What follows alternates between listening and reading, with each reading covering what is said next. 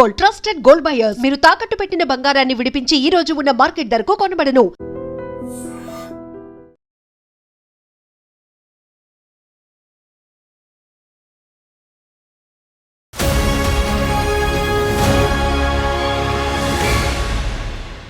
ఎక్కడో మారుమూల ప్రాంతమైన ములుగు జిల్లాలో పుట్టిన కుర్రాడు ఈరోజు హైదరాబాద్లో అందరి ముందు తలెత్తుతాడు. దానికి కారణం ఆయన సంకల్ప బలం, అమ్మ చెప్పిన మాటలు.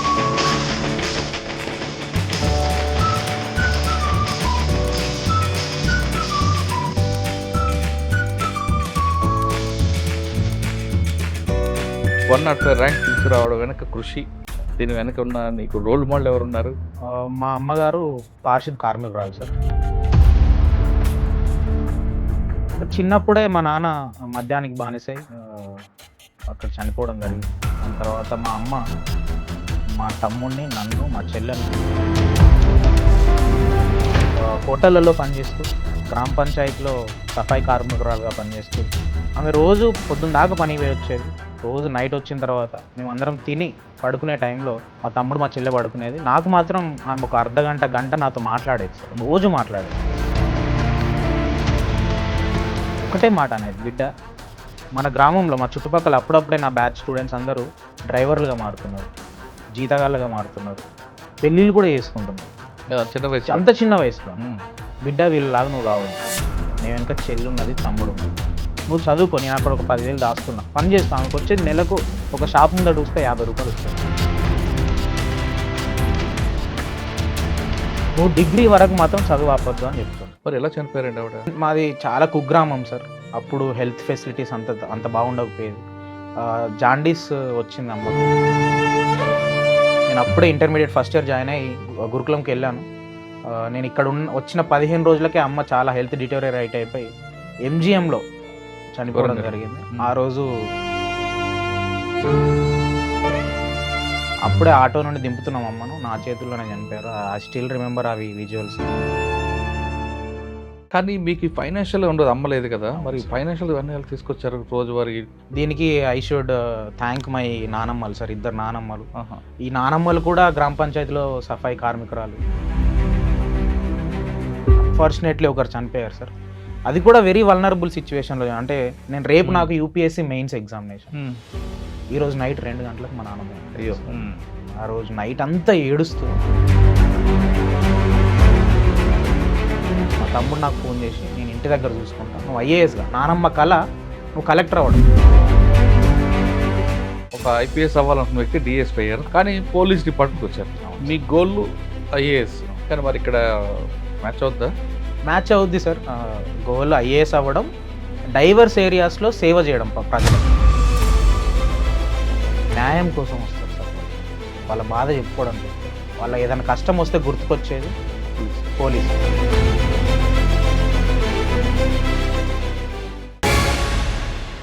Welcome to I dream. ఆయన సంకల్ప బలం ముందు పేదరికం పారిపోయింది. ఆయన ఏదో చేయాలనుకున్నారు, ఏదో సాధించాలనుకున్నారు, కానీ చిన్నతనంలోనే తండ్రి కోల్పోయాడు. కానీ అన్నీ అమ్మాయి ఆ కుర్రాడికి అన్నీ చేసింది. అమ్మ పారిశుద్ధ కార్యక్రమాలు పనిచేస్తూ ఆ కుర్రాడిని చదివించింది. ఆ కుర్రాడికి కష్టం తెలియకుండా ఆ నలుగురిలో ఒక గుర్తింపు తేవాలి తన కొడుకుని ఆమె ఎంత కష్టపడిందో. కానీ విధి ఆడిన నాటకంలో ఆమె కూడా కోల్పోయారు. ఆయన చిన్నతనంలో తండ్రి కోల్పోయినా, తర్వాత అన్నీ చూసిన అమ్మ కోల్పోయినా, ఆయన మాత్రం మనోనిబ్బరం కోల్పోలేదు. అదే సమయంలో అమ్మ చెప్పిన మాటలు గుర్తు చేసుకుంటూ ఆయన ముందుకు సాగాడు. ఎవరూ లేకపోయినా ఆ కుర్రాడు ఖచ్చితంగా అమ్మ మాట నిలబెట్టాలి, సంఘంలో తనకు పేరు రావాలి, సమాజానికి ఒక సేవ చేయాలని ఆ సంకల్ప బలంతో ముందుకొచ్చిన ఆ కుర్రాడు ఈరోజు మన గెస్ట్. పేరు D Praveen, DSP rank holder, group 1 Telangana. ఎక్కడో మారుమూల ప్రాంతమైన ములుగు జిల్లాలో పుట్టిన ఆ కుర్రాడు ఈరోజు హైదరాబాద్లో అందరి ముందు తలెత్తుకున్నాడు. దానికి కారణం ఆయన సంకల్ప బలం, అమ్మ చెప్పిన మాటలు ఆయనకి చెవిలో ఉండడం బట్టి ఈరోజు ఆయన ర్యాంక్ని సాధించారు. ఆ కుర్రాడిని మీకు పరిచయం చేస్తున్నా. సాధారణంగా చాలామంది ఏదో అనుకుంటారు, అనుకున్న సమయంలో జరగకపోతే ఇక్కడితో నా జీవితం అయిపోయింది, ఇంకా దేవుడు నాకు సహకరించలేదు, నా అదృష్టం బాగాలేదు, ఇటువంటి మాటలు వింటున్న ఈ క్రమంలో ఆ కుర్రాడు మాత్రం ఇక్కడ చెదిరిపోకుండా ఆ బలంతో ఖచ్చితంగా సాధించుకొచ్చారు. ఆ కుర్రాడిని అడిగి మనం ఒక సంకల్ప బలం పెట్టుకున్నప్పుడు ఆ లక్ష్యం చేరుకోవాలంటే మనకి చాలా ఎదురు దెబ్బలు తగులుతాయి, స్పీడ్ బ్రేకర్లు ఉంటాయి. ఆ స్పీడ్ బ్రేకర్ని ఎలా దాటాలి, మన లక్ష్యం చేరుకున్న దిశగా ఎలా ప్రయత్నం చేయాలి, ఒకవైపు మనకి దేవుడు అదృష్టించిపోయినా ఒక విధంగా బంధువులు దగ్గర రాకపోయినా ఎలా ముందుకు తోసుకుంటూ వెళ్ళాలి అనే విషయాన్ని ప్రవీణ్ అడిగి తెలుసుకుందాం. ప్రవీణ్ నమస్తే. సార్ నమస్కారం సార్. నిజంగా చెప్పాలంటే మీ స్టోరీ వింటే నాకు చాలా గర్వంగా ఉంది. ఎందుకంటే Thank you, మీలాంటి sir. వాళ్ళని పరిచయం చేస్తున్నందుకు నిజంగా I'm proud. Sir thank you sir. అంటే సాధారణంగా ప్రతి కుర్రాడు కూడా ఒక బ్యాక్గ్రౌండ్ ఉంటుంది. అమ్మ, నాన్న, ఫ్యామిలీ, పొలిటికల్, ఫైనాన్షియల్. వాళ్ళు ఒక స్టేజ్కి రావడం అనేది పెద్ద గొప్ప విషయం కాదు. కానీ ఎవ్వరూ లేకుండా అందరూ ఉన్నా అందరూ లేని పరిస్థితుల్లో ఒకవైపు విధి మీకు వెంటాడుతున్న ఈ లక్ష్యాన్ని తీసుకురావడంలో నువ్వు పడ్డ కృషి మాత్రం hats off. Sir thank you sir. అది మీదొక ఇన్స్పైర్ స్టోరీ అవ్వాలనేదే మిమ్మల్ని నేను పరిచయం చేస్తున్నాను. Sir thank you very much. ఎక్కడ ములుగు జిల్లా ఎక్కడో మారుమూల ప్రాంతం అది. ఏటూరు నాగారం ఒకప్పుడు నక్సల్స్ ప్రభావిత ప్రాంతం. అవును సార్. ఆ ప్రాంతంలో పుట్టి హైదరాబాద్ చూడడమే గొప్ప అనుకున్న ఈ రోజుల్లో సార్ ఒకవైపు నాన్న చనిపోవడం, అమ్మ చనిపోవడం, ఈ ప్రాంతంలో ఈ లక్ష్యం తీసుకున్నారంటే నువ్వు గ్రూప్ 1 కూడా రాసావు, సివిల్స్ రాశారు, అవును సార్. తర్వాత ఇందులోకి వచ్చారు. అవును. మీరు పడ్డ కష్టాలకు వచ్చాయి అంటే ప్రతి ఒక్కరు కూడా చెప్తుంటారు నాకు అది లేదు ఇది లేదు అనే కారణం ఎదుటివాడి మీద సాకు చూపించకుండా ఎదుటివాడు ఇచ్చిన సమస్యని నీకు ఒక పరిష్కారంగా ఒక రోడ్ మ్యాప్గా పెట్టుకుని వచ్చావే గొప్ప విషయం. కాబట్టి ఫస్ట్ 105 ర్యాంక్ తీసుకురావడం వెనక కృషి, సార్ దీని వెనక ఉన్న నీకు రోల్ మోడల్ ఎవరున్నారు, సార్ దీని వెనక ఆనందం, ఈ ర్యాంక్ వచ్చిన తర్వాత మీకు ఎంతమంది అభినందించారు, సార్ ఈ ప్రశ్నలకు సమాధానం చెప్పే ముందు సార్ ఒక్కసారి ఫ్యామిలీ బ్యాక్గ్రౌండ్, అమ్మ నాన్న వాళ్ళు ఎలా చనిపోయారు, షూర్. తర్వాత అమ్మ మీకు చెప్పిన మాటలు ఏంటి, ఆ మాటను ఎలాగ ఈ స్థాయికి తీసుకొచ్చారు? సార్ మాది ఆకులవారి గణపురం గ్రామం సార్. ఏటునాగరం మండలం, ములుగు జిల్లా. మా అమ్మగారు పారిశుద్ధ కార్మికురాలు సార్. నాన్న ఏం చేసేవారు? నాన్నగారు బాండెడ్ లేబర్స్ అని చెప్పాలంటే జీతం ఉండేవారు. మహమ్మద్ గౌస్పల్లి అని ఒక గ్రామం ఉండే ములుగులో, అక్కడ జీతం ఉండేవారు. He was actually bonded labourer sir. Sir చిన్నప్పుడే మా నాన్న మద్యానికి బానిసై అక్కడ చనిపోవడం జరిగింది. దాని తర్వాత మా అమ్మ మా తమ్ముడిని, నన్ను, మా చెల్లెను బా మా 2000 మా నాన్న 2003-4లో చనిపోతే 14 వరకు ఆవిడ 10 సంవత్సరాలు హోటళ్ళల్లో పనిచేస్తూ, గ్రామ పంచాయతీలో సఫాయి కార్మికురాలుగా పనిచేస్తూ, ఆదివారం సెలవు దొరికితే పొలాలకు, మిరప తోటలు మా దగ్గర ఎక్కువ ఉంటాయి సార్. అవును, మిరప తోటల్లో పనికి వెళ్తూ మమ్మల్ని చదివిపించింది సార్. మహా తల్లి ఆవిడ. ఆమె చదివిపిస్తూ ఆమె రోజు పొద్దున్న దాకా పనికి పోయి వచ్చేది.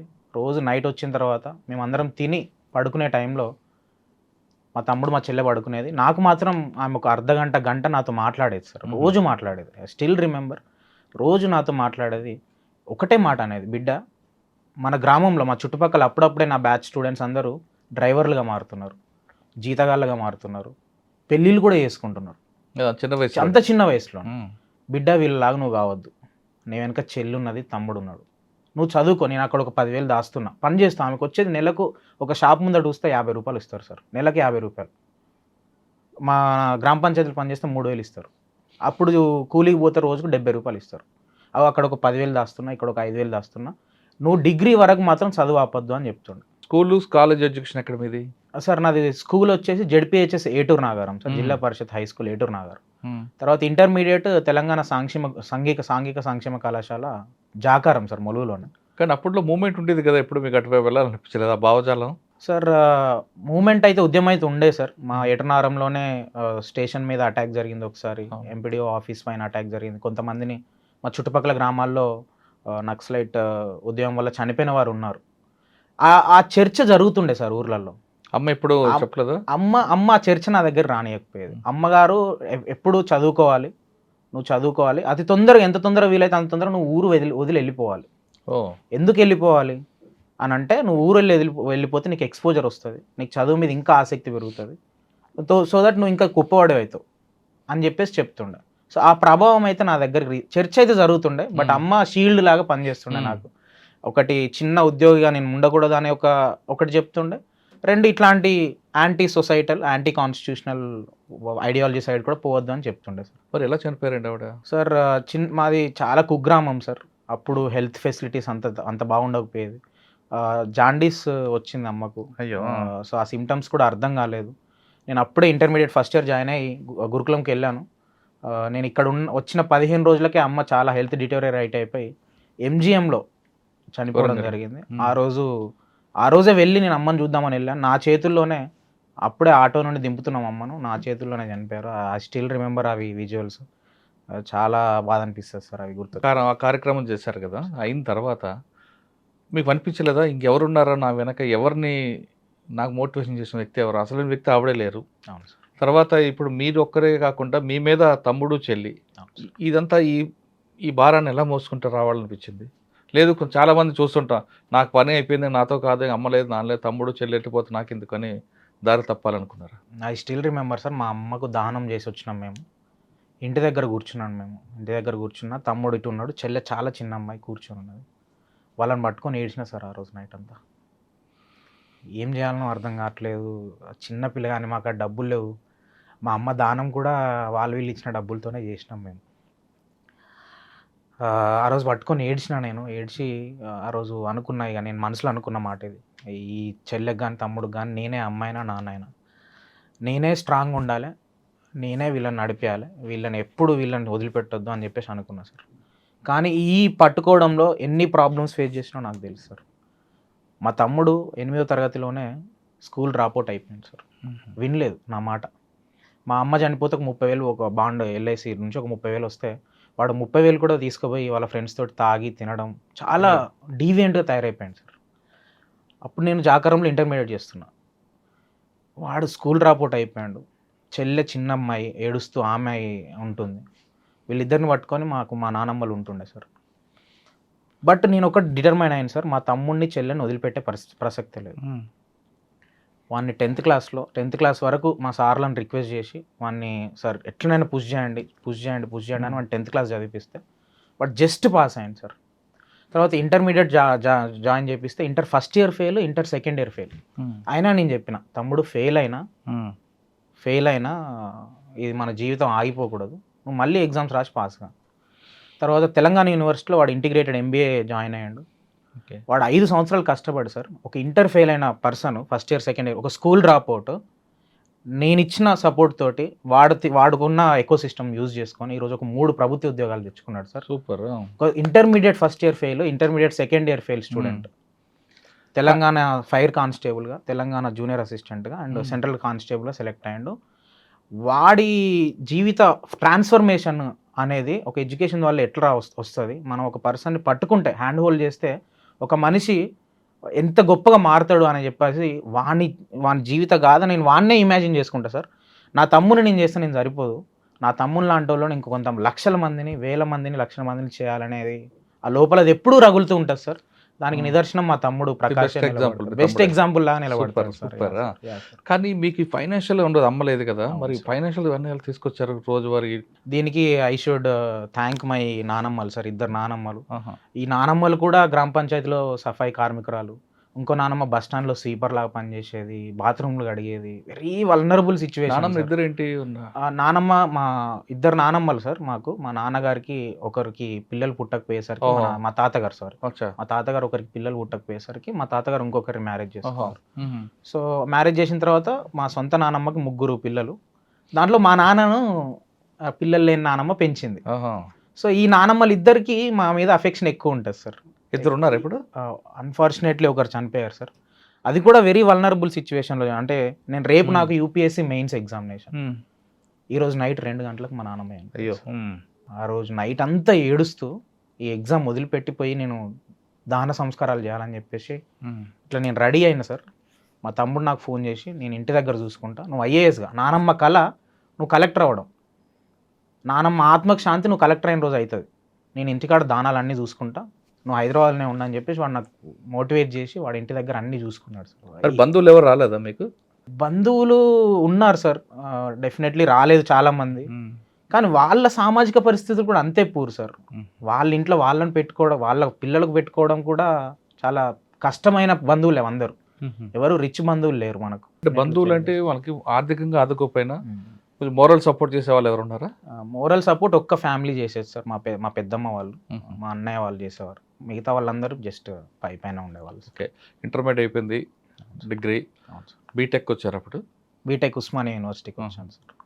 ఉస్మానియా యూనివర్సిటీలో ఫుడ్ టెక్నాలజీ వచ్చాను సార్. ఇక్కడ రావడానికి కారణం కూడా నా టీచర్లు. మాకు సోషల్ వెల్ఫేర్లో మా సార్ రమేష్ బాబు సార్ అని ఉండే. ఆ సార్ గైడ్ చేశారు. ఉస్మానియా యూనివర్సిటీలో బీటెక్ ఫుడ్ టెక్నాలజీ జాయిన్ అయ్యాను. బీటెక్ ఫుడ్ టెక్నాలజీ జాయిన్ అయిన తర్వాత నా లైఫ్లో turning point sir. So Osmania university exposure, దాని తర్వాత పెద్దగా ఆలోచించాలి మనం. ఇంకా పెద్ద అవకాశాలు ఉంటాయి మనకు. ఏ అవకాశానికైనా ఆర్థిక సమస్యలున్నా, సామాజిక సమస్యలున్నా అవి అడ్డు కావు. ప్రభుత్వ సంస్థలు ఉన్నాయి మనకు, అవన్నీ మనల్ని కాపాడుతాయని చెప్పేసి తెలిసింది సార్. సో నేను బీటెక్ థర్డ్ ఇయర్ నుండి యూపీఎస్సీ చదవడం మొదలుపెట్టాను. అలా జర్నీ 2017 జూలై 1 రోజు స్టార్ట్ అయింది. జిఎస్టీ అదే రోజు ఇంప్లిమెంట్ అవుతుంది, స్టార్ట్ అవుతుంది. నేను అదే రోజు యూపీఎస్సీకి స్టార్ట్ చేస్తా అని చెప్పేసి బుక్ స్టార్ట్ చేయడం జరిగింది. ఏం తీసుకున్నారు ఆప్షన్ అందులో? సార్ నేను సోషాలజీ తీసుకోవడం జరిగింది సార్. దాని తర్వాత బీటెక్ తర్వాత నేను ఇగ్నోలో మాస్టర్స్ ఇన్ సోషాలజీ చేశాను. ఇప్పుడు centre for economic and social studies బేగంపేటలో సెస్లో నేను పిహెచ్డి ఫస్ట్ ఇయర్ అయిపోయింది సార్. సివిల్స్ ఎన్నిసార్లు ప్రిపేర్ అయ్యారు సార్? నేను ఇప్పటికి 6 అటెంప్ట్లు ఇచ్చాను సార్. 6 అటెంప్ట్లు మెయిన్స్ వరకు వచ్చారా, ఇంటర్వ్యూ వరకు వచ్చారా? 4 సార్లు మెయిన్స్ రాశాను సార్. 2 సార్లు ఇంటర్వ్యూ ఇచ్చాను సార్. ఇప్పుడు ఇయర్ కూడా మొన్న నేను మెయిన్స్ రాయడం జరిగింది ఆగస్ట్లో. Waiting for my mains results sir ఇప్పుడు కూడా. సరే, సెకండ్ టైం ఇంటర్వ్యూకి వెళ్ళారు మీరు? అవును సార్. ఫస్ట్ ఇంటర్వ్యూ అనేది ఫెయిల్ అయి ఉంటుంది అనుకుంటే, సెకండ్ ఇంటర్వ్యూలో వెళ్ళినప్పుడు అప్పటికే ఆల్రెడీ వెళ్ళారు, ఇప్పుడు 4 సార్లు రాశారు కదా. ఒకవైపు ఏమో ఫైనాన్షియల్ ప్రాబ్లమ్స్ ఉంటాయి, తొందరగా సెటిల్ అవ్వాలి. ఆల్రెడీ తమ్ముడు సెటిల్ అయిపోయాడు, ఇంకో బర్డెన్ ఎవరంటే పాప చూడాలి. ఎందుకురా మనకి అవసరం లేదు ఆగిపోని వాళ్ళు కూడా ఉంటారు. లేదు మనం వెళ్ళి సాధించాలి అని మీ తమ్ముడు లాంటి వాళ్ళు చెప్పినప్పుడు వెళ్ళాలనిపిస్తుంది. ఈ క్రమంలో సెకండ్ ఇంటర్వ్యూకి వెళ్ళినప్పుడు మీరు ఎలా ఫేస్ చేస్తారు? ఆ టెన్షన్ ఎలా ఉంది సార్? సెకండ్ ఇంటర్వ్యూ టైంలో I was well prepared sir. First ఇంటర్వ్యూలో నాకు చాలా దెబ్బ తాకింది. ఫస్ట్ ఇంటర్వ్యూలో నాకు 170 మార్క్స్ వచ్చినా నేను ఐపీఎస్ అవ్వాల్సిన వాడిని, కానీ నాకు 135 మార్క్స్ వచ్చినా ఇయర్ ర్యాంక్ రాలేదు. సెకండ్ టైము నేను ఐ వాజ్ వెల్ ప్రిపేర్డ్, చాలా బాగా ప్రిపేర్ అయ్యి వెళ్ళాను. నాకు సుమన్ శర్మ మేడం బోర్డు వచ్చింది. మేడం కూడా చాలా మంచి క్వశ్చన్స్ అడిగారు. నేను కూడా నా వంతుగా ఏమడిగారు మేడం? ఒక బ్యూటిఫుల్ క్వశ్చన్ అడిగారు sir. Leaders born or made Praveen అని అడిగారు. మీరేం చెప్పారు? నేను కొద్దిసేపు ఆలోచించి I was about to tell that ఇద్దరు ఉంటారు మేడం, బోర్న్ అండ్ మేడ్ అని. బట్ మేడం చెప్పేలోగానే మేడం ఇలా స్పెక్స్ తీసి it's just a conversation Praveen, you can tell your opinion అన్నారు. దెన్ నేను నా ఆన్సర్ మార్చాల్సి వచ్చింది. Madam leaders are made madam, because పుట్టగానే ఎవరు లీడర్స్ అవ్వరు. With experience, with exposure, with interactions వాళ్ళు లీడర్ లాగా ఎదుగుతారు. గాంధీ గారు కావచ్చు, అంబేద్కర్ గారు కావచ్చు, పుట్టగానే లీడర్స్ కాదు వాళ్ళు. ఆ క్రమంలో they learned leadership skills. So I believe that leaders are madam. Madam little convinced అయ్యారు మేడం. సో ఆ ఇయర్ నాకు చాలా మంచి మార్క్స్ వచ్చాయి. ఓకే. సాధారణంగా ఇంటర్వ్యూలో ఒక క్వశ్చన్ అడిగినప్పుడు తెలిసి చెప్పాలి, తెలియకపోతే తెలియని చెప్పాలి. మనం కొంచెం యాక్టివిటీ చేస్తే చేయొచ్చు అంటారా, చేయకూడదు అంటారా? చేయకూడదు సార్. తెలియకపోతే యూ షుడ్ క్లియర్లీ సార్ నాకు I'm not aware of it sir, నేను అది చదువుతాను sir, I read about it sir అని చెప్పాలి. ఎందుకంటే బ్లఫ్ చేయొద్దు సార్. 5 మెంబర్స్ ఉంటారు సార్, 35 years ఆఫ్ ఎక్స్పీరియన్స్ ఉంటుంది. అంటే క్యూములేటివ్ ఒక 170 years ఆఫ్ ఎక్స్పీరియన్స్. ఎంత ఈజీగా దొరికిపోతాం సార్. మీరు ఎంతో మంది చూసి ఉంటారు మీ లైఫ్లో. మీ ముందట మేము అబద్ధం ఆడితే ఈజీగా పట్టేస్తారు మమ్మల్ని. సో 30 minutes జరిగింది సార్. 30 minutes జరిగింది. లాట్ ఆఫ్ ఇష్యూస్ మీద డిస్కస్ చేశారు. నేను నా hobby folk songs sir. Folk songs పాడతాను నేను. సార్ ఫోక్ సాంగ్స్ని నువ్వు అడ్మినిస్ట్రేషన్ ఎట్లా యూజ్ చేస్తావు అని అడిగారు. I clearly told sir, naxalism spread కావడానికి మా రీజన్లో పాటలు ఒక మేజర్ రోల్. ఇదే పాటల్ని నేను కౌంటర్ ఐడియాలజీ కూడా వాడతా సార్ అని చెప్పి, అదే పాటలు యూజ్ చేసుకుంటూ భారత రాజ్యాంగ విలువలను, భారత ప్రభుత్వ విలువలను, సామాజిక మనకు హెల్ప్ అయ్యే విలువలను నేను అవి వాటి ద్వారానే స్ప్రెడ్ చేస్తా సార్ అని చెప్పాను. సార్ గాట్ ఇంప్రెస్డ్ దాంతో. కానీ ఇంటర్వ్యూకి వెళ్ళక ముందు సార్ అదొక టెన్షన్ ఉంటుంది వాతావరణం. అవును సార్. ఎందుకంటే అప్పటికే మీరు జర్నీ చేసి ఉన్నారు, ఈ ఇంటర్వ్యూలో ఏమవుతుంది అనేది. ఇంటర్వ్యూ ఫేస్ చేసిన తర్వాత ఇంకొక రిలాక్స్ వస్తుంది. మనకు అనుకుంటాం ఖచ్చితంగా వస్తుందని, కానీ మీ రిజల్ట్ వేరేగా వచ్చి ఉంటుంది. అప్పుడు ఏమనిపించింది సార్? కంప్లీట్గా వాయిడ్ అయిపోతుంది సార్ ప్రపంచం రిజల్ట్ చూడంగానే. ఎందుకంటే ఇయర్స్ ఆఫ్ ప్రిపరేషన్, ఫైనల్ పీడిఎఫ్లో మన పేరు ఉంటుంది అనుకుంటాం, చూస్తే పేరు ఉండదు. చాలా ప్రపంచం బ్లాక్అవుట్ అయిపోయింది అన్న ఫీలింగ్ వస్తుంది. కానీ నా జీవితంలో అంతకంటే పెద్ద దెబ్బలు తాకినాయి. దాని ముందు ఇది చాలా చిన్నది. ఇది అంతకంటే పెద్ద దెబ్బలు నాకు దీన్ని ఎదుర్కొనే సామర్థ్యం ఇచ్చింది. అందుకే when you face problems you will be fit to face any challenge అన్నట్టు. నాకు అది జరిగినప్పుడు నేను తొందరగా రికవర్ అయ్యాను సార్. నాకు చిన్ననాటే అమ్మ చనిపోవడం, నాన్న చనిపోవడం, ఎగ్జామ్స్ రోజు మా నాన్నమ్మ చనిపోవడం, లేకపోతే ఇంటర్వ్యూలో తక్కువ మార్కులు వచ్చి ర్యాంక్ రాకపోవడము, ఇట్లాంటి ఇష్యూస్ అన్నీ నన్ను ఒక స్ట్రాంగ్ పర్సన్ మీ చేసి గుండెని ధైర్యం పెంచాయి. ధైర్యం పెంచాయి సార్. అవును అంటే గుండె నిబ్బరం పెరిగింది మీకు. అవును చెప్పొచ్చు సార్ అనేది, అది అదైతే చెప్పొచ్చు సార్. సో దాన్ని నేను ఈజీగా కాకపోయినా కొంచెం తక్కువ టైంలోనే రికవర్ అయ్యేవాడిని రిజల్ట్ నెగిటివ్ వచ్చిన. ఓకే, కానీ గ్రూప్ 1 రాయాలి ఎందుకు అనుకున్నారు మరి మీరు? సార్ గ్రూప్ 1 మనకు యూపీఎస్ ఐఏఎస్ ఐపీఎస్ స్థాయిలో స్టేట్లో సర్వ్ చేయడానికి మనకు ఆపర్చునిటీ ఇస్తుంది సార్. ఒక ఐఏఎస్ ఐపీఎస్గా భారతదేశంలో ఎక్కడైనా మనకు క్యాడర్ రావచ్చు, అక్కడికి పోయి పని చేయొచ్చు, మనలాంటి పేదవాళ్ళని ఎంతోమందికి హెల్ప్ చేయొచ్చు. గ్రూప్ 1 అంతే లెవెల్లో రాష్ట్ర ప్రజలకు సేవ చేసే ఒక ఆపర్చునిటీ ఇస్తుంది సార్. డిప్యూటీ కలెక్టర్ కావచ్చు, డిఎస్పీ నుండి ఎంపీడీఓ వరకు ఏదైనా. So I thought that group 1 అనేది చాలా మంచి సర్వీసు. యూపీఎస్సీ ప్రిపేర్ అయినా కాబట్టి నేను ఒక 70% సిలబస్ అక్కడ మ్యాచ్ అవుద్ది సార్. ఒక 30% నేను తెలంగాణ సబ్జెక్టులు చదవాలి. సో నేను ఒక 3 నెలలు తెలంగాణ సబ్జెక్ట్స్ చూసుకున్నా. 5-6 సంవత్సరాల నుండి ఆల్రెడీ నేను యూపీఎస్సీ చదువుతున్నా. సో ఈ సబ్జెక్ట్స్ చూసుకోవడం వల్ల నాకు కొంచెం సామర్థ్యం పెరిగింది. సో నేను మెయిన్స్ రాయడం జరిగింది. 105 ర్యాంక్ వచ్చింది. ఆ ర్యాంక్ని బేస్ చేసుకొని నాకు ఇప్పుడు డిఎస్పీగా అపాయింట్మెంట్ ఆర్డర్ కూడా తీసుకున్నాను. డిఎస్పీ గారు ఒక ఐపీఎస్ అవ్వాలనుకున్న వ్యక్తి డిఎస్పీ అయ్యారు. దీని తర్వాత కూడా అవ్వచ్చు, అవకాశం ఉంది. కానీ పోలీస్ డిపార్ట్మెంట్కి వచ్చారు. మీ గోల్ ఐఏఎస్. అవును సార్. కానీ మరి ఇక్కడ మ్యాచ్ అవుద్దా? మ్యాచ్ అవుద్ది సార్. గోల్ ఐఏఎస్ అవ్వడం, డైవర్స్ ఏరియాస్లో సేవ చేయడం ప్రజలకు. మన ఇప్పుడు నాకు వచ్చిన department police department very specialised department. కానీ సార్ ఇక్కడ డిపార్ట్మెంట్లో నేను అబ్జర్వ్ చేసింది, పోలీస్ స్టేషన్కి వచ్చేది 95% పేద వర్గాల నుండి వస్తారు సార్. న్యాయం కోసం వస్తారు సార్. వాళ్ళ బాధ చెప్పుకోవడానికి వస్తారు. వాళ్ళ ఏదైనా కష్టం వస్తే గుర్తుకొచ్చేది పోలీసు. సో ఈ 95% 98% ఈ పేద వర్గాల నుండి పేద ప్రజలు వస్తారు కాబట్టి definitely I will be more happy. నేను సేవ పోలీస్ మీద మీకు చేయడానికి మంచి ఒపీనియన్ ఉందా? డెఫినెట్లీ ఉంది సార్. మరి ఎక్కడ చేయడం మీకు బ్యాడ్ ఎక్స్పీరియన్స్ లేదా? లేదు మీకు పెరుగుదలలో? లేదు సార్. పోలీస్ ఆఫీసర్స్ రోల్ చాలా పెద్దగా ఉంది సార్ మనకు. కానీ మరి శంకరన్ గారు మీకు ఎందుకు రోల్ మోడల్ అయ్యారు? సార్ శంకరన్ ఐఏఎస్ గారు, నేను ఇంటర్మీడియట్ సోషల్ వెల్ఫేర్లో చదివేటప్పుడు సార్ చేసిన పనుల గురించి నాకు తెలిసింది సార్. ఈ సాంఘిక సంక్షేమ కళాశాలలు, పాఠశాలలు, he was back bone for it. 1980sలోనే ఈ సోషల్ వెల్ఫేర్ డిపార్ట్మెంట్ ప్రిన్సిపల్ సెక్రటరీగా పనిచేసి సార్ చాలా వర్క్ చేశారు సార్. సో సార్ చేసిన వర్క్ నా లైఫ్ని, నాలాంటి లక్షల మంది లైఫ్ని ఇప్పటికీ టచ్ చేసింది, టచ్ చేస్తుంది. ఏంటి ఆ టచ్ చేయడం? ఆయన role bonded labour abolition act prime reason sir తీసుకురావడం. మా నాన్న బాండెడ్ లేబర్ సార్. ఆయన బాండెడ్ లేబర్ నుండి బయటికి రావడానికి కారణం శంకరన్ సార్. నేను చదువుకున్న పాఠశాల, ఒక కళాశాల సోషల్ వెల్ఫేర్, అది పెట్టిన దానికి కారణం శంకరన్ సార్. ఈరోజు స్కాలర్షిప్లు వస్తున్నాయన్నా వాటికి brain child of SR Sankaran sir. So అంటే ఒక ఐఏఎస్ అధికారి అయితే మీరు ఇప్పుడున్న ప్రజల్ని, పుట్టబోయే ప్రజల జీవితాలని మీరు ప్రభావితం చేయొచ్చు.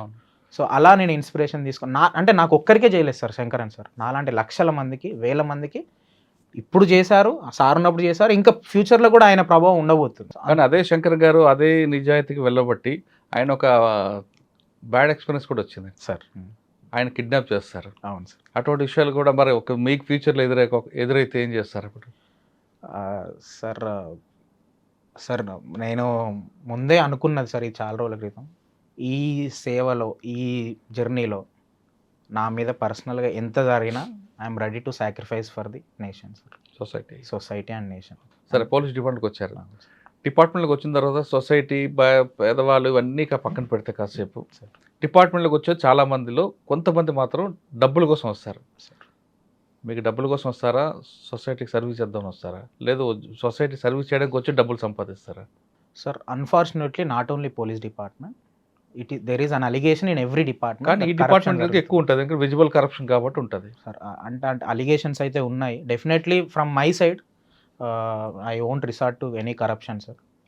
సార్ నాలాంటి హంబుల్ బ్యాక్గ్రౌండ్ నుండి వచ్చిన పర్సన్ ఎంత నిజాయితీగా ఉంటే అంతమంది ఎక్కువ ఇన్స్పైర్ అయ్యి ఈ సమాజ సేవ గురించి వస్తారు sir. Definitely from my personal level or from my capacity in my jurisdiction I will not be encouraging corruption. So ఈ వాల్యూని, ఈ ఇంటిగ్రిటీ, హానెస్టీ అనే వాల్యూని till my last breath I will be leading sir. And it is also inspiration from SR Sankaran sir. You know sir గురించి తెలుసు ఎంత simple life lead చేశారు sir. సాధారణంగా పోలీస్ అనగానే మజిల్ పవర్ చూపిస్తారు, అది ఒకప్పుడు. మీరు ఇప్పుడున్న జనరేషన్ ప్రకారం మీరు సార్ మజిల్ పవర్కి ప్రయారిటీ ఇస్తారా, మైండ్ పవర్కి ప్రయారిటీ ఇస్తారా? Sir definitely mind power sir. I believe in persuasion. Coercion కంటే పర్సుయేషన్ వర్క్ సార్. పర్సుయేషన్ తోటి మనసుల్ని, మైండ్‌లని గెలవచ్చు సార్. ప్రజల మనసుల్ని, మైండ్‌లని గెలవచ్చు. మా తమ్ముడే బెస్ట్ ఎగ్జాంపుల్ సార్. వాడిని నేను కొట్టినప్పుడు మారలే. వాడిని నేను 5, 6 సంవత్సరాలు పర్సుయేట్ చేస్తే మారిండు. Very deviant person. పోయి 8వ తరగతిలో, 9వ తరగతిలో పోయి తాగడం, తినడం చేసే వ్యక్తులు, అట్లాంటి వ్యక్తులు చాలామంది ఉన్నారు. ఒక 10 మంది గ్యాంగ్‌తో తినేవాళ్ళు. వాళ్ళలో మనం చెయ్యి పట్టుకొని పర్సుయేట్ చేస్తే మారిండు. సో అది ఆ ఎక్స్‌పీరియన్స్ తోటి, లివ్డ్ ఎక్స్‌పీరియన్స్ తోటి I will be following this mind power or పర్సుయేషన్‌ని మనం నమ్ముకుంటాం సార్. బట్ డెఫినెట్లీ డిపార్ట్మెంట్లో at times we have to use force. But అది very very rarest of the rare కేసెస్‌నే తప్ప మోస్ట్లీ పర్సుయేషనే సార్. పోలీస్ డిపార్ట్మెంట్లో ఒకప్పుడు ట్రెడిషనల్ క్రైమ్, తర్వాత white collar offence, present cyber crime. అవును సార్. ఇప్పుడు మీ జనరేషన్కి ఎక్కువగా మెయిన్ ఛాలెంజ్ సైబర్ క్రైమ్ వస్తుంది. అవును సార్. దీని మీద మీ ఫోకస్ ఏ విధంగా ఉండిపోతుంది? Sir very good question sir. Thank you very much sir. ఈ లాస్ట్ 10 ఇయర్స్లో మేజర్గా సైబర్ క్రైమ్స్ చాలా ఇంక్రీజ్ అవుతున్నాయి. అండ్ తెలంగాణలో ఇంకా ఎక్కువ ఉన్నాయి సార్ సైబర్ క్రైమ్స్. తెలంగాణ ఎక్కువ ఉండడానికి కారణం ఏంటంటే ప్రతి కేసుని వాళ్ళు రిజిస్టర్ చేస్తారు, ప్రతి కంప్లైంట్, కాబట్టి ఎక్కువ ఉన్నాయి. సో సార్ దీన్ని మల్టీ ప్రాంగ్డ్ అప్రోచ్తో తీసుకోపోవాలి సార్ సైబర్ క్రైమ్స్ కంట్రోల్ చేయాలంటే. అంటే ఫస్ట్ పబ్లిక్ నుండే మనం అవేర్నెస్ బిల్డ్ చేయడము, సైబర్ హైజీన్ పెంచాలి సార్. సైబర్ హైజీన్ అని అంటే వాళ్ళు సేఫ్ పాస్వర్డ్స్ పెట్టుకోవడము, వాళ్ళు ఎవరైనా ఓటీపీలు అడిగితే చెప్పకపోవడము, ఇది అవేర్నెస్ క్యాంప్స్ ఒకటి. మనం డైలీ ఫర్ ఎగ్జాంపుల్ రీసెంట్గా టెలికమ్యూనికేషన్ మినిస్ట్రీ కూడా మీరు ఎవరికైనా ఫోన్ చేస్తే కూడా ఓటీపీలు ఎవరికి చెప్పకండి. ఎవరైనా డిజిటల్ అరెస్ట్ మీకు ఫోన్ చేసి మేము ఎక్సైజ్ డిపార్ట్మెంట్, పోలీస్ డిపార్ట్మెంట్ అని చెప్పి మీ దగ్గర ఖజానాను తీసుకుంటారు, వాళ్ళు నేరగాళ్ళు అని ఇట్లాంటి అవేర్నెస్ క్యాంప్స్ చేస్తున్నారు. దాంట్లో మనం ఇంక ఎక్స్టెన్సివ్ చేయడానికి ట్రై చేస్తాను సార్. 1, 2 ఫ్రమ్ అవర్ సైడ్ మేము ఇన్వెస్టిగేషన్ దాంట్లో యాక్టివ్గా చేయడము, case as early as possible dispose చేయడము అండ్ మనీ రికవర్ చేయడము, ఇట్లాంటివి చేస్తాం సార్. అండ్ ఇప్పుడు ట్రైనింగ్కి వెళ్తున్నాను నేను 27th నుండి, ఇంకా దాని డీటెయిల్డ్ ఇంకా నేర్చుకొని. బట్ ఈ ప్రజెంట్గా ఇప్పుడు మేము రిక్రూట్ అవుతున్న డిఎస్పీస్ ఫోకస్ చేయాల్సిన issues technological challenges sir. So policing in technological cases అవి మేము చాలా ఫోకస్ చేయాల్సిన అవసరం ఉన్నది. సాధారణంగా సైబర్ క్రైమ్ అన్నది అవును సార్. ఇప్పుడున్న రికార్డ్స్ ప్రకారం 2 రకాలు కనిపిస్తాయి. అవును. ఒకటి అత్యాస, 2 అమాయకత్వం. ఒకవేళ అమాయకత్వంగా మోసపోవడం అనేది దాన్ని మనం ఏం చేయాలో మార్పు రావాలి, కానీ అత్యాసతో పోతుండ గ్రీడీనెస్ ఎక్కువ ఉంటుంది. వాళ్ళలో మనకు మోటివేషన్లో తీసుకొస్తారు సార్. ప్రతి మనిషికి అత్యాస అనేది సహజం, మన లక్షణం అది. అవును సార్. డబ్బులు వస్తాయని ఇన్వెస్ట్మెంట్ ఫ్రాడ్ అని అవన్నీ ఇవన్నీ నష్టపోతుంటారు. అవును సార్. సార్ అత్యాస అని అంటే సార్ అది వెరీ బ్రాడ్ కాన్సెప్ట్. మనము ఆ అత్యాస అనే వాల్యూని తీసేయాలని అంటే వాళ్ళు చిన్నప్పటి నుండే ఉన్న దాంట్లో మనం బెటర్గా లీవ్ చేయాలనే వాల్యూ వాళ్ళకి ఎక్కించాలి సార్. ఉన్న దాంట్లో బెటర్గా లైఫ్ లీడ్ చేయవచ్చు. మనం కష్టపడే సంపాదించాలి తప్ప ఏదో స్మార్ట్ వేలో పోయి సంపాదిస్తాము. బికాజ్ వీళ్ళు ఇప్పుడు this what we call gamings ఉన్నాయి కదా సార్, రమ్మీ కానీ గేమింగ్స్, అవి గేమింగ్ యాప్స్లో వెళ్ళి lakhs of rupees ఇన్వెస్ట్ చేసి నష్టపోతున్నారు. ఎకరాలు భూములు అమ్ముకుంటున్నారు. నాకు కూడా ఫ్రెండ్స్ ఉన్నారు కొంతమంది. నేను వాళ్ళకి అందరికీ చెప్తాను, ఏమని చెప్తా, అత్యాస పోకు, కష్టపడి సంపాదించిన సొమ్ము ఎప్పటికైనా ఉంటుంది. మన ఏదో సినిమా డైలాగ్ కూడా ఉంటుంది, అతిగా ఆవేశపడేవారు ఆడవాళ్ళు, అతిగా అత్యాస పడే మగవాళ్ళు వేస్ట్, అంటే వాళ్ళ లైఫ్లో ఓడిపోతారని.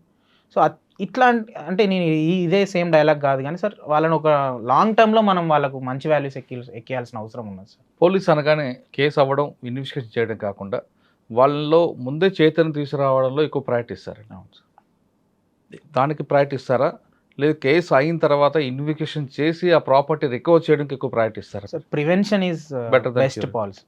Prevention is better than cure. Definitely preventive మెజర్సే మనం ఎక్కువ ప్రయారిటీ ఇవ్వడం జరుగుతుంది. ఓకే, పోలీస్ అనగానే అరే తురే అనే రోజులు పోయాయి. అవును.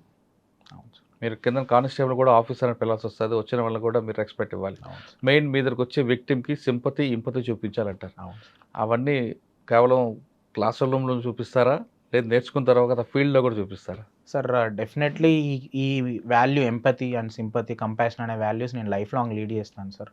హానరబుల్ సీఎం గారు, హానరబుల్ డీజీపీ గారు ఎప్పుడు ఫ్రెండ్లీ పోలీసింగ్ ప్రమోట్ చేయాలి మనం తెలంగాణలో అని చెప్పేసి. అంటే ఫ్రెండ్లీ పోలీసింగ్ గారు విక్టిమ్ పట్ల, అక్యూజర్ పట్ల ఫ్రెండ్లీ?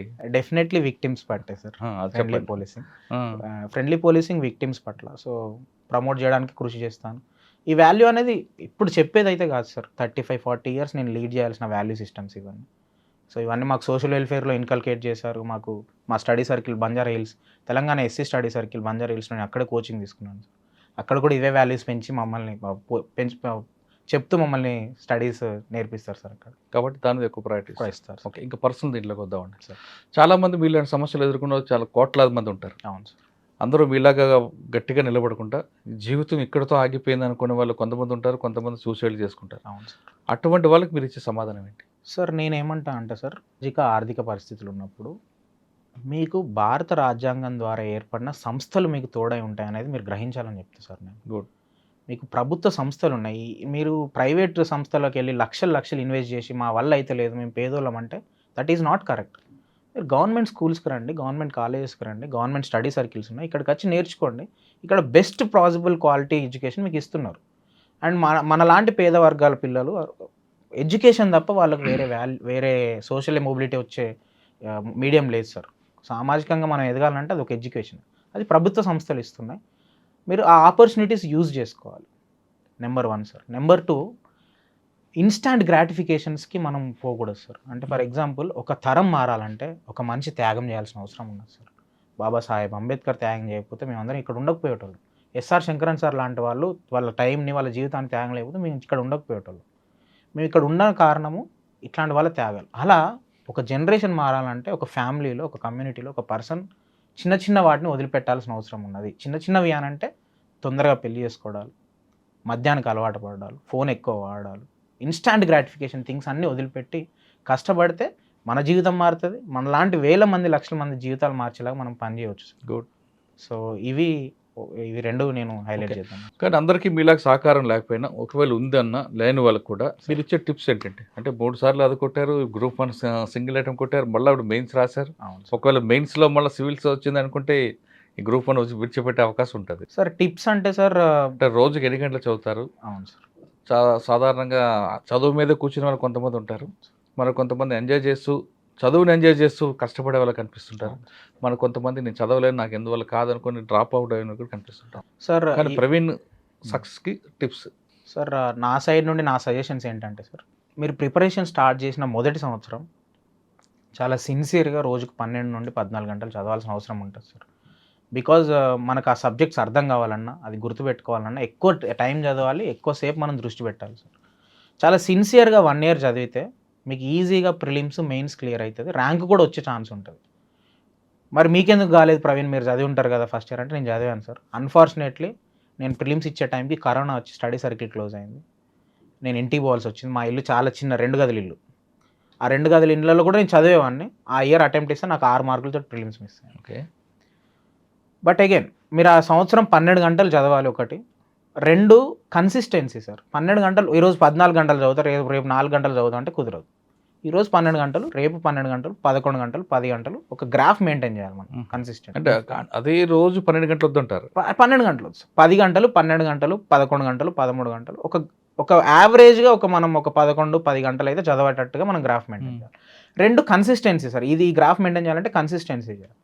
అండ్ డౌన్ అయ్యేటప్పుడు నేను ఇప్పటికీ నేను ఎప్పుడైనా డౌన్ అయితే సార్, నాకు రిజల్ట్ బాగాలేకపోయినా నేను ఎప్పుడైనా డౌన్ అయితే నేను ఆలోచించుకునేది మా అమ్మ మాటలు గుర్తుకొస్తాయి సార్ నాకు. 1.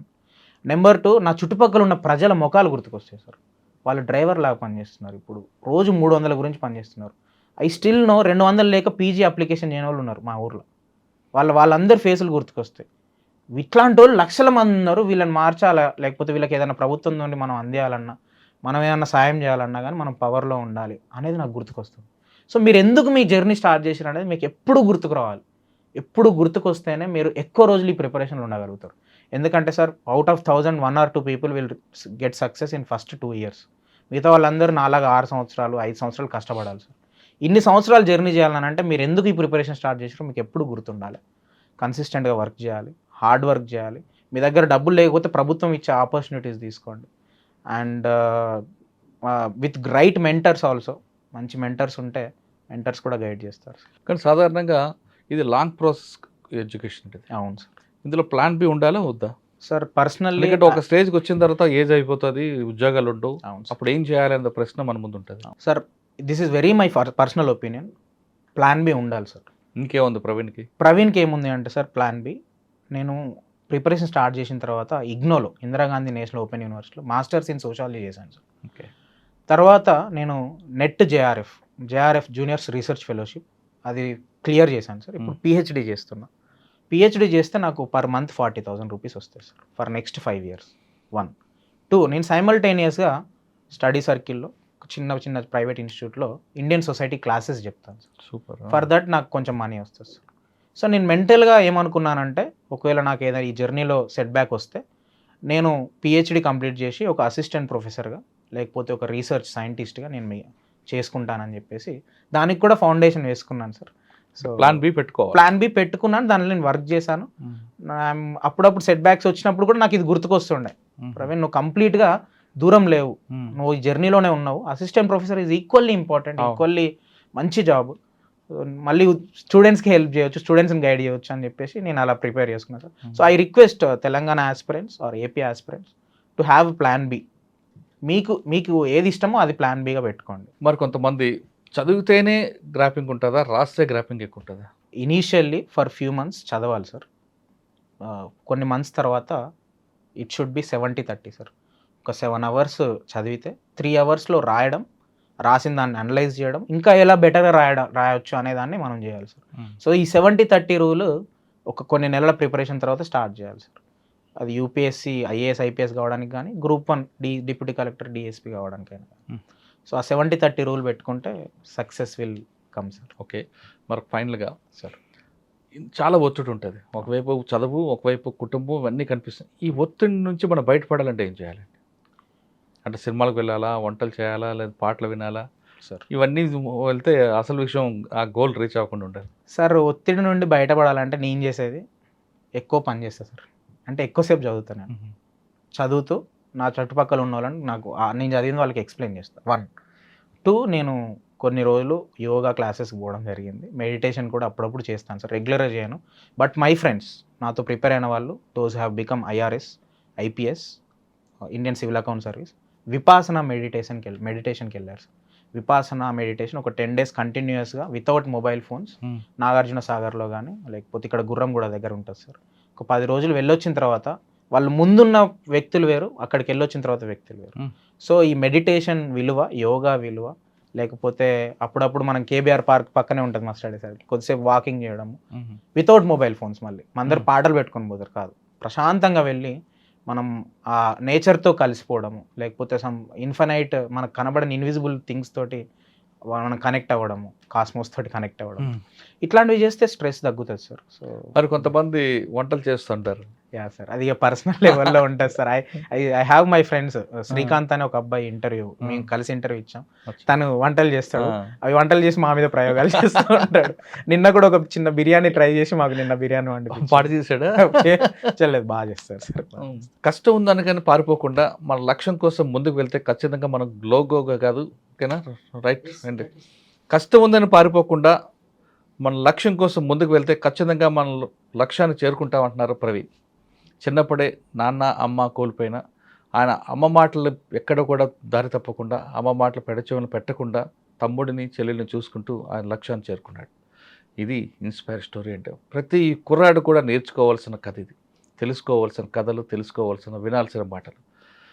నాకు ప్రభుత్వం ఏం చేయలేదు, నా జీవితమే ఇంత, నాకు అదృష్టం లేదు, నేను ఇక్కడే పుట్టాను, ఇలాంటి ఇంట్లో పుట్టకుండా ఇంకా డబ్బు ఇంట్లో పుట్టుంటే ఎంత బాగుండేదో అని భావిస్తున్న ఈ కుర్రాళ్ళందరూ కూడా ప్రవీణ్ స్టోరీ వినండి.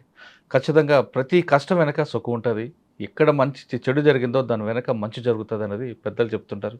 అది ఖచ్చితంగా ఈరోజు ప్రవీణ్ అమ్మ మాటలు విని డిఎస్పీ అయ్యారు. ఇంకా త్వరలోనే ఆయన సివిల్ సాధించానా మనం ఆశ్చర్యపోక్కలేదు, సివిల్ సాధించాలని కోరుకుందాం. ఇది ప్రవీణ్తో ఎక్స్క్లూజివ్ ఇంటర్వ్యూ. వచ్చే వారం మరొక ఇష్టం మళ్ళీ కలుద్దాం. అంతవరకు నమస్తే. Thank you very much. All the best. And for more videos, Please subscribe to iDream. Please subscribe to iDream. Please subscribe iDream. And please subscribe to iDream. For more videos, subscribe to iDream.